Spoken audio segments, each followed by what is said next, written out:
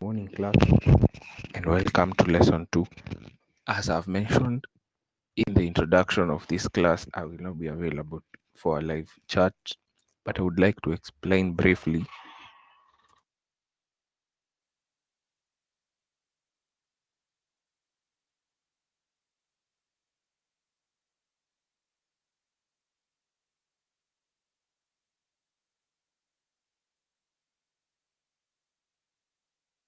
I mentioned that I will not be available for this class and next week's class because of a medical issue, but I would like to explain what we learned in integrated supply chain, which is an important topic of our unit.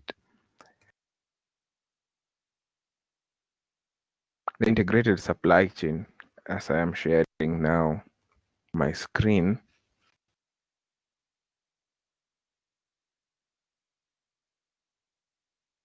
you should be seeing it now.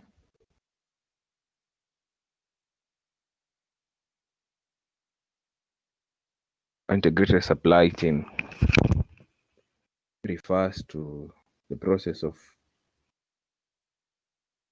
integrating all activities revolving around procurement, from the input of materials, ordering process, up to the distribution process. So it is a process where all the activities of a supply chain in and out of the organization are conducted by yourself as a procurement officer.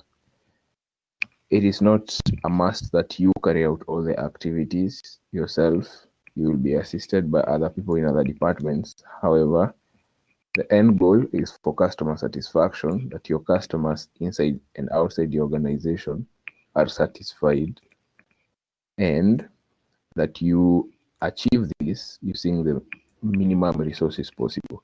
There's a diagram here on the integrated supply chain and operations model, beginning from outside the organization, coming to the organization, and then towards the customers. I remember we drew in our books a diagram where there were suppliers who supply materials to your organization.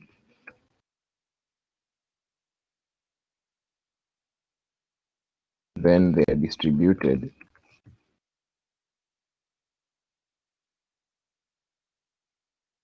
end users. This can take a number of steps. There can be first tier suppliers.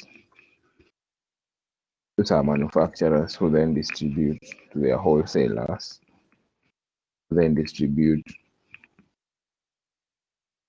to retailers who then sell to your organization. Then the organization processes the materials into finished goods, and finished goods vary from one organization to another. Finished goods for one organization can be work in progress for another.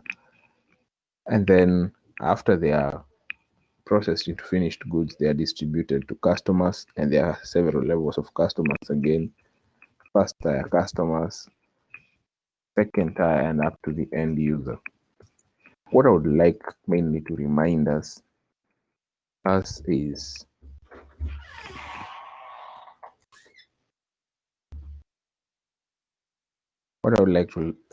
class, are the simple definitions of inbound and outbound logistics. They are right here.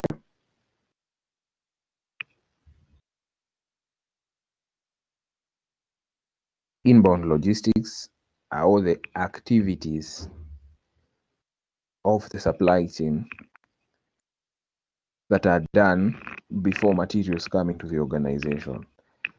The supplier transports materials, the supplier prepares materials, prepares documents for delivery, and then they come into the organization, which we then refer to as internal logistics, which deals with the planning, the control of materials flow within the organization after they have been received by the warehouse, and then outbound logistics, which refers to the transportation of materials to the end user.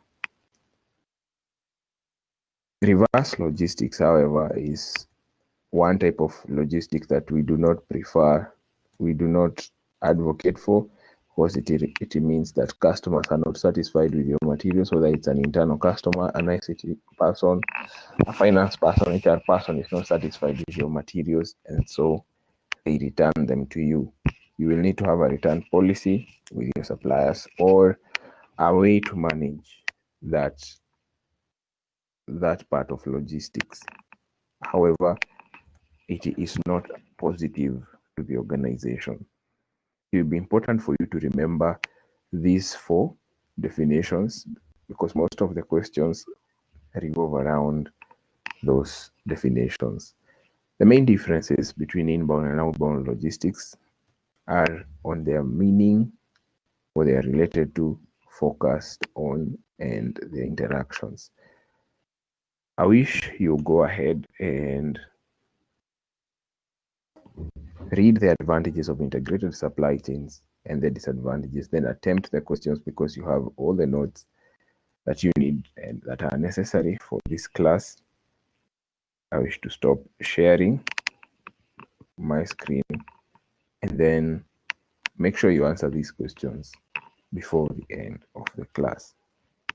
The discussion forum will automatically lock at 11 a.m. So please answer the questions before that time. Thank you and have a blessed day.